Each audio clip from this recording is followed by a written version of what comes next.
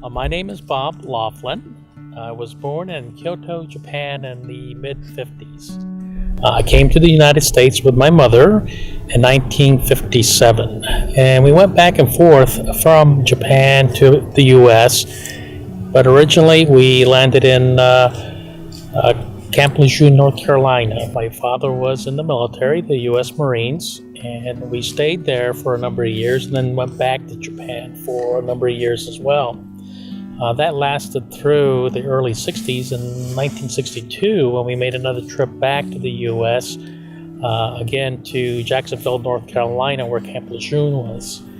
And there I started as a child to understand the culture of the U.S. and how different it was. Back in the 60s, there were a lot of different things.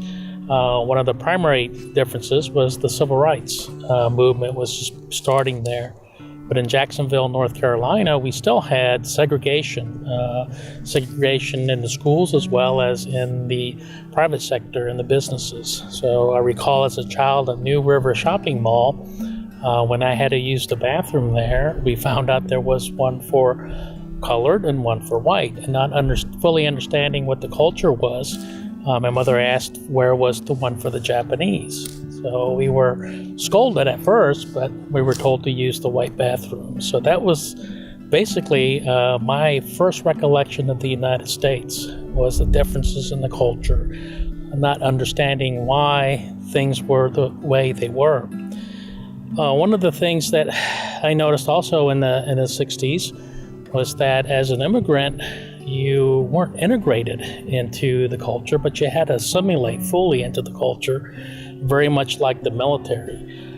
You had to assimilate into the practices, the customs, and the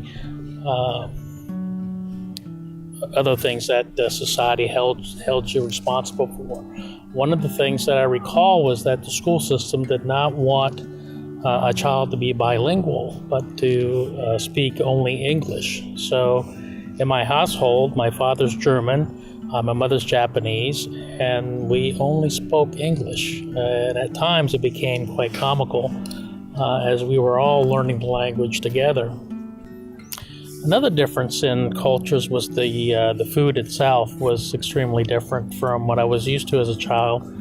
In Japan, the food is served in many different dishes. In the U.S., one of the things I noticed as a child is that everything came on one dish.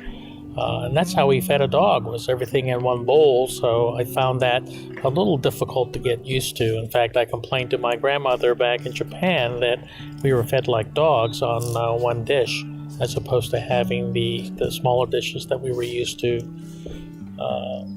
Life was pretty good until I came to California in 1965 and started school here. And the cultures were a lot different than what I was used to, not only in Japan and North Carolina, but here we had a much more, much more assimilation to do because there are so many different cultures here. We had the Hispanic culture as well as the Black. California is still predominantly white. The industry was still agricultural in Orange County. We lived in Santa Ana, and I went to Lathrop Junior High School in Santa Ana.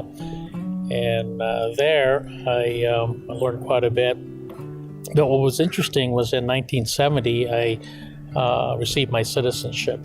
And in so doing, my name changed from Robert Laughlin to Robert O. Laughlin. And O stands for Okumura, which is my